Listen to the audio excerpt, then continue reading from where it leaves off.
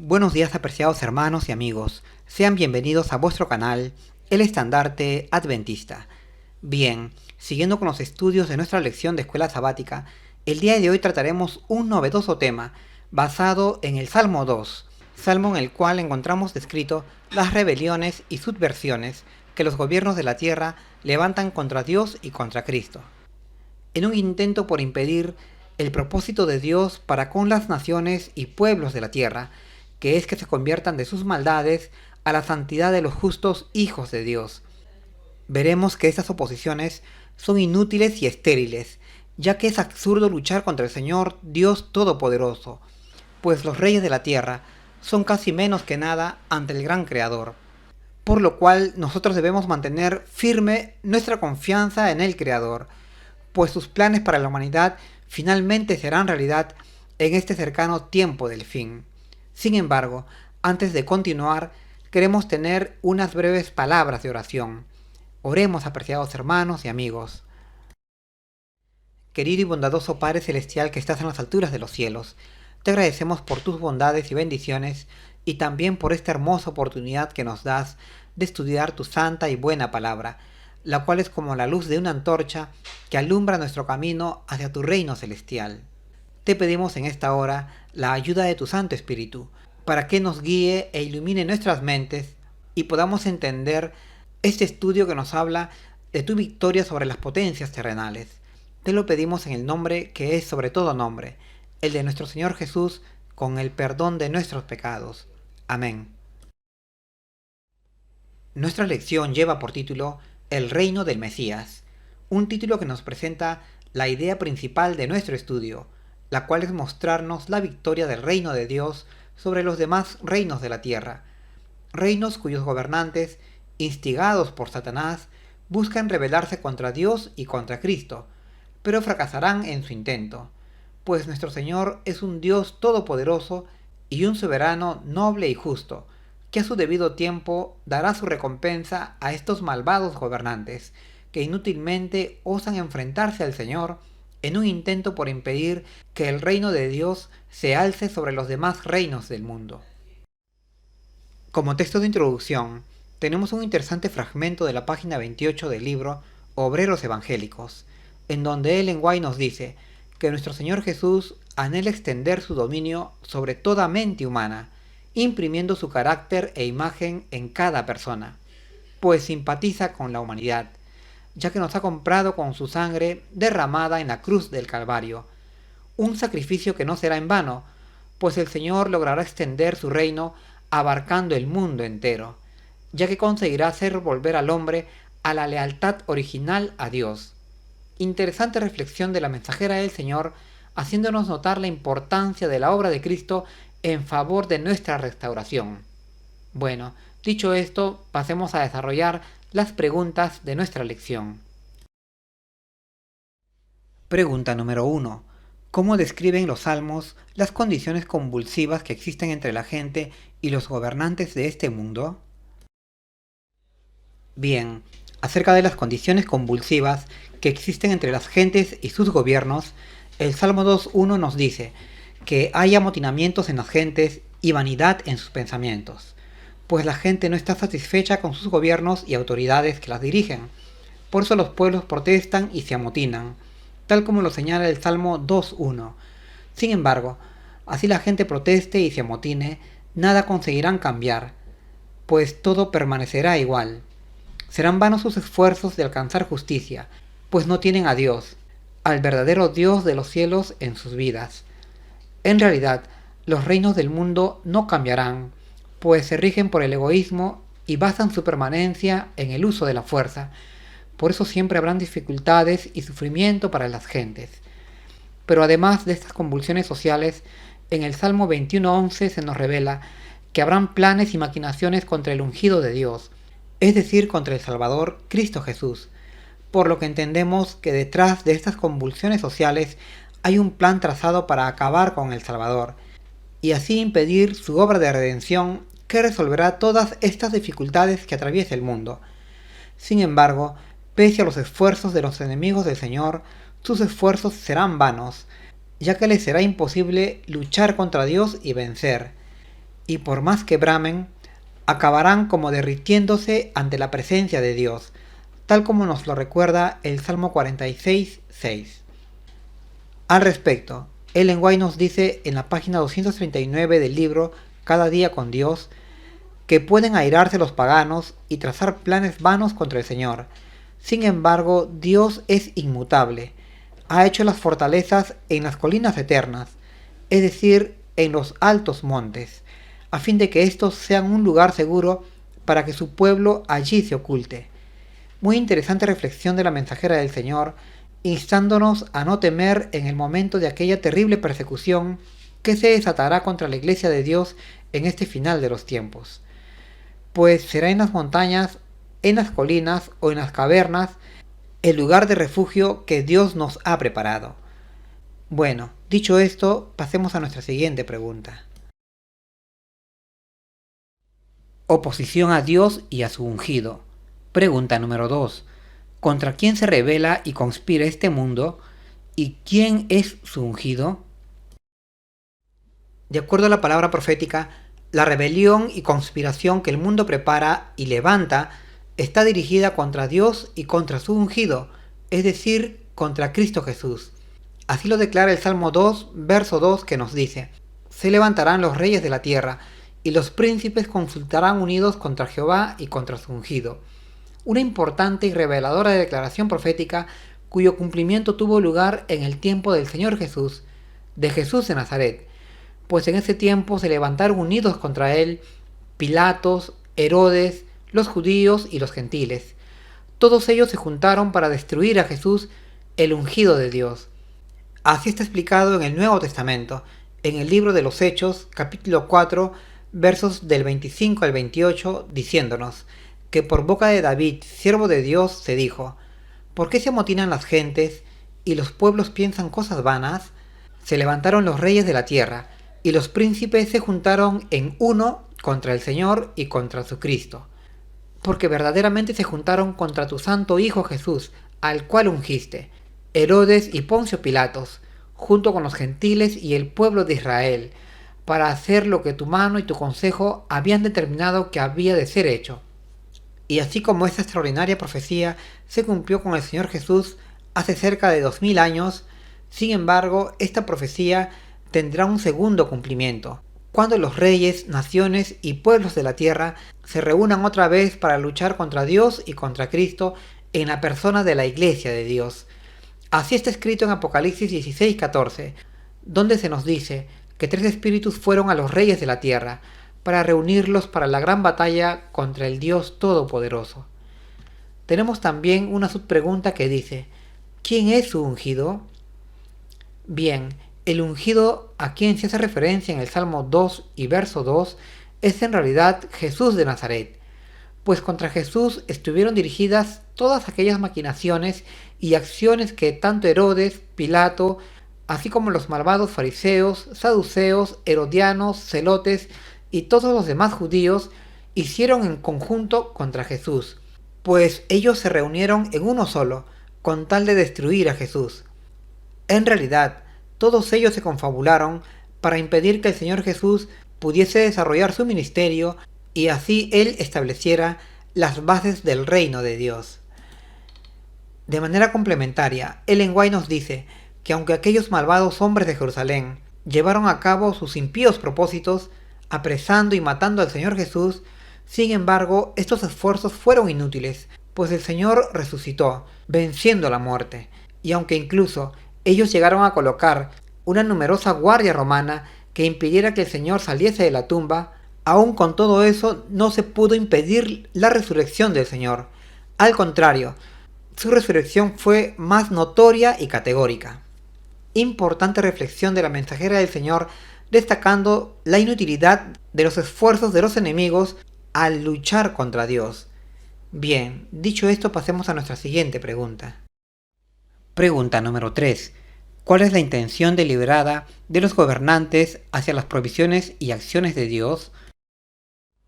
Bien, la intención deliberada de los gobernantes de la tierra hacia las provisiones y acciones de Dios es fundamentalmente romper toda relación o vínculo con Dios, Así lo vemos expresado en el Salmo 2.3 que nos dice: rompamos sus coyundas y echemos de nosotros sus cuerdas. Una declaración contundente y reveladora acerca de las auténticas intenciones de los reyes y príncipes de la tierra, que es romper toda relación con Dios, o mejor dicho, rebelarse contra Dios. Por eso se unen entre sí en alianzas humanas y conspiran realizando planes que se oponen y rechazan a Dios y a Cristo, pues así pueden oponerse al plan de salvación y continuar manteniendo sus sistemas impíos complacientes con el pecado y por tanto contrarios a las leyes del gobierno de Dios. Esta misma idea es también presentada en Jeremías 5.5 que nos dice: me iré a los grandes y les hablaré, porque ellos conocen el camino de Jehová, el juicio de su Dios. Ciertamente ellos también quebraron el yugo, rompieron las coyundas. Una declaración muy similar a la del Salmo 2.3, en la cual se presenta la misma idea antes expuesta, que las grandes potencias de la tierra conocen la verdad, conocen el camino y el juicio, pero lo rechazan, pues no les conviene o no les agrada, y por eso quieren romper todo lazo con la verdad, y esto de una manera deliberada o planificada.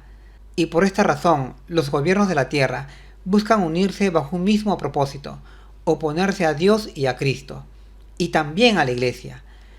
Y esta declaración profética se cumplió con Jesús de Nazaret, cuando se unieron los gobiernos de Pilato y Herodes junto al Sanedrín judío para destruir a Jesús. Y así también ocurrirá en este final de los tiempos, cuando las naciones de la tierra, unidas por medio de 3 espíritus inmundos a manera de ranas, tal como lo declara Apocalipsis 16:14, se reúnan para luchar contra Dios en la persona de la Iglesia del Señor. Pues como lo señalamos antes, todas las potencias de la tierra buscan rebelarse contra Dios y romper toda relación con el Señor. De manera complementaria, Ellen White nos dice que los hombres de corazón corrompido maquinan la impiedad, como si no hubiera una providencia capaz de predominar para impedir sus malvados designios. Pero el que mora en los cielos se reirá de ellos, ya que estos malvados hombres cosecharán finalmente las maldades que sembraron. Bueno, dicho esto, pasemos a nuestra siguiente pregunta. El Señor establecerá su soberano. Pregunta número 4. A su debido tiempo, ¿cómo tratará el Señor con aquellos que continúan tramando y persiguiendo sus planes subversivos en su contra? Y a pesar de la oposición de los paganos, ¿a quién ha establecido el Señor como rey en el santo monte de Sión? Bien, de acuerdo a la Escritura, a su debido tiempo, Dios hablará con aquellos reyes y reinos que se han levantado en rebeldía contra Él y contra Cristo, y los turbará, poniendo fin a sus muchas maldades y actos subversivos que escondidas han tramado en su contra, inducidos por Satanás. Así lo vemos escrito en el Salmo 2, verso 5, que nos dice de manera simbólica: entonces hablará con ellos en su furor y los turbará con su ira. Pues en el pasado, Dios habló con los reyes de Israel y de Judá por medio de sus profetas, instándolos a deponer su soberbia y a admitir que Dios es soberano. Y de la misma manera, Dios habló con los reyes de Egipto y Babilonia, a través de sus profetas, para que lo reconocieran como Dios y Señor. Y ahora en este tiempo, en este final de los tiempos, Dios nos levantará como sus mensajeros, como sus pregoneros de justicia, para ir a los reyes de la tierra e instarlos a deponer su orgullo y prepotencia, e inducirlos a que reconozcan que Él es Señor y Dios en los cielos y en la tierra. Y así como Dios los estableció como reyes y gobernantes, dándoles autoridad sobre las naciones, así también Dios los depondrá por sus maldades e injusticias, ya que el Señor es Dios todopoderoso, supremo en fuerza y sabiduría, y Él es quien quita y pone reyes. En realidad, los gobernantes de la tierra son como la gota de agua, o como el polvo, o como la nada ante el Señor Todopoderoso. Así está escrito en Isaías 40:17. Tenemos también una subpregunta que dice: ¿a quién ha establecido el Señor como rey en el santo monte de Sión? Bueno, también la Escritura nos dice que Dios ha establecido a su ungido, es decir, a su Hijo, nuestro Señor Jesús, como rey y soberano de su vasto reino. reino al cual Dios le llama simbólicamente Sión o su santo monte. Así lo vemos escrito en el Salmo 2:6 que nos dice: Mas yo he puesto mi rey sobre Sión, mi santo monte. Pues concretamente, nuestro Señor Jesús ha sido establecido por Dios como el rey o soberano de todo su vasto reino, incluido la tierra. Pues Cristo ha ganado los reinos del mundo por medio de su sacrificio en la cruz. Y muy pronto, nuestro Señor Jesús vendrá a la tierra para reclamarla como suya, poniendo con su llegada fin a los actuales reinos de nuestro mundo e incorporando a las gentes de todas las naciones y lenguas a su buen reino, a aquellos que se han convertido de sus maldades y le han recibido como Señor y Salvador. De manera complementaria, Ellen White nos dice que Dios mostró su poder cuando en ocasión de la muerte de Cristo, los romanos pusieron una numerosa guardia en la tumba, con el propósito de impedir que Cristo saliese de ella. Sin embargo, ni la guardia romana, ni sus armas podían impedir que Dios resucitara a su amado Hijo y lo sacara de la tumba. Pues ante Dios, ¿qué son estos opositores y sus armas? Son sencillamente como la nada. Bien, dicho esto, pasemos a nuestra siguiente pregunta. Pregunta número 5. ¿Está el verdadero rey investido de gran poder como un gobernante terrenal o es un ser divino? Cristo Jesús, el verdadero rey que Dios ha establecido para regir los mundos, incluidos los reinos de la tierra, está realmente investido de un gran poder o autoridad, pero su autoridad es muy superior o suprema respecto de los gobiernos de la tierra, pues el trono de Cristo está en el cielo, junto a su Padre Celestial, y no en la tierra. Así lo vemos escrito en el Salmo 110, versos 1 y 2, que nos dice: Siéntate a mi diestra, hasta que ponga a todos tus enemigos como estrado de tus pies. Domina sobre tus enemigos. Pues Dios ha dispuesto que su Hijo se siente junto a Él en su trono allá en el cielo, y también ha decretado que todos sus enemigos sean puestos como estrado de sus pies. Es decir, es disposición de Dios que todos los enemigos de su Hijo depongan su rebeldía o subversión y se rindan, recibiéndolo como Señor y Salvador, pues el Hijo es muy poderoso, ya que es Dios y Señor. Además, en el Salmo 20, verso 2 se declara que desde el santuario el Hijo recibe ayuda y es sostenido por su Padre Celestial. Entonces, por todos estos argumentos bíblicos, vemos que la autoridad del Hijo es supremamente superior a la autoridad de los reyes o gobiernos de este mundo, de tal manera que es un grave error de parte de los gobernantes de este mundo el enfrentarse al Hijo y conspirar contra Él, ya que el Hijo es supremamente poderoso, pues es un Dios y Rey, por lo que es cuerdo o sensato honrarle y servirle. De manera complementaria, Ellen White nos dice que el Señor Jesús, el divino Hijo de Dios, existió desde la eternidad. Era la gloria excelsa del cielo, el soberano de las inteligencias celestiales, y recibía homenaje de los ángeles con justo derecho. Este es el mensaje que debemos predicar a los reyes y gobernantes de este mundo en este tiempo, ya que sus conspiraciones y subversiones contra el Hijo están condenados al fracaso. Bueno, dicho esto, pasemos a nuestra siguiente pregunta. El tiempo de ajuste de cuentas se acerca. Pregunta número 6. ¿Qué pasará con los malvados y rebeldes que persisten en hacer el mal? ¿Y cuándo ocurrirá esto? Bien, de acuerdo a la Escritura, aquellos reyes y reinos que persistan en hacer el mal, rebelándose contra Dios y desafiando la autoridad de su Hijo, Cristo Jesús, serán quebrantados, es decir, que lamentablemente perecerán. Así lo encontramos escrito en el Salmo 2:9 que nos dice: Los quebrantarás con vara de hierro, como vaso de alfarero los desmenuzarás. También en el Salmo 89:23 se declara: Mas yo quebrantaré delante de él a sus enemigos, y heriré a los que le aborrecen. Y de la misma manera, en Isaías 60:12 se nos dice: Porque la nación o el reino que no te sirviere, perecerá, y del todo serán asoladas.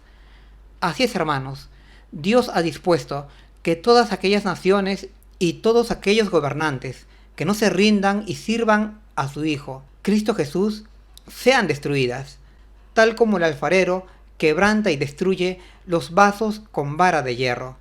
Por lo que para evitar esto, es necesario que los reyes y las naciones depongan sus malas actitudes y rebeldías, y se conviertan de sus maldades recibiendo a Cristo Jesús como su Señor y Salvador. De no hacerlo, y de persistir en sus malvados planes, a los cuales les induce Satanás, entonces indefectiblemente perecerán. Y en esto consiste, hermanos, el último mensaje de amonestación y misericordia al mundo, el triple mensaje angélico de Apocalipsis 14, en alertar a los gobiernos y naciones del mundo a deponer sus rebeldías y a honrar a Cristo Jesús, guardando sus mandamientos. Un mensaje que nosotros, el pueblo o iglesia de Dios del tiempo del fin, estamos llamados a proclamar, pues de lo contrario los reyes y reinos de la tierra no se convertirán y se mantendrán en su rebeldía, por lo cual lamentablemente perecerán. Tenemos también una subpregunta que dice, ¿cuándo ocurrirá esto? Bien, el veredicto dado por Dios, instando a las naciones a deponer su rebeldía y a convertirse de sus maldades, recibiendo a su Hijo como Señor y Salvador, ya que de lo contrario perecerán, está reservado para estos días, pues por las señales que vemos desarrollarse a escala global y que afectan a cada uno de nuestros países, se nos indica que ya estamos entrando en aquel tiempo, cuando Dios juzgará a las naciones con vara de hierro, y aquellas que no estén preparadas o convertidas perecerán. Por eso, hermanos, hoy toca prepararnos, limpiándonos de toda impureza e inmundicia, y estudiando más nuestras Biblias, ya que debemos advertir al mundo entero de la cercanía del juicio de Dios, juicio en el cual todos seremos sopesados, y si alguno fuere hallado falto, lamentablemente perecerá. Bueno, dicho esto, pasemos a nuestra última pregunta. Pregunta número 7. ¿Qué llamado amoroso dirige el Señor, no solo a la gente común, sino también a los gobernantes y reyes? ¿Y qué maravillosa experiencia vivirán todos los que escuchen y acepten su invitación de amor? Bien, el llamado amoroso y compasivo que nuestro Señor Jesús hace a las naciones y reyes de la tierra, que se mantienen en su rebeldía e impenitencia, es que desistan de esta actitud rebelde y cesen de desafiarle y enfrentarle. Pues, ¿qué son los reyes y reinos de la tierra ante el Dios Todopoderoso, sino que son como la nada? Por eso el Señor en su compasión les pide que reflexionen y depongan su actitud irreflexiva y soberbia, y se corrijan, admitiéndole como su Señor y Dios. Pues, ¿por qué los reyes y reinos de la tierra han de hacer enfadar al Hijo? Así lo vemos escrito en el Salmo 2, versos del 10 al 12 que nos dicen: Ahora reyes, entended, admitid corrección, jueces de la tierra, servid a Jehová con temor y alegraos con temblor, besad al Hijo, para que no se enoje y perezcáis en el camino, cuando se encendiere un poco su furor. Y de la misma manera, en el Salmo 100, verso 2, se nos insta a servir a Jehová con alegría, porque Él es bueno, porque para siempre es su misericordia. Este es el mensaje que Dios quiere dirigir al mundo en este final de los tiempos, por medio de su iglesia, nuestra denominación adventista, pues todos los reyes y reinos de la tierra deben ser convertidos en estrado de sus pies, de los pies de su Hijo, tal como Dios lo ha dispuesto. Tenemos también una subpregunta que dice: ¿qué maravillosa experiencia vivirán los que escuchen y acepten su invitación de amor? Bueno, creo que de todas las experiencias que vivirán los redimidos del Señor en la nueva patria celestial, una de ellas será la ocasión de su entrada en la Jerusalén celestial. Esto a la luz del Salmo 100, verso 4, que nos dice: Entrad por sus puertas con acción de gracias, por sus atrios con alabanza. Dadle gracias y bendecid su nombre. Creo que esta será una de las grandes y maravillosas experiencias, nuestra entrada en la ciudad eterna, en la Jerusalén celestial, alabando y aclamando a Jesús, agradecidos por la gran salvación que compró Él con su sangre derramada en la cruz.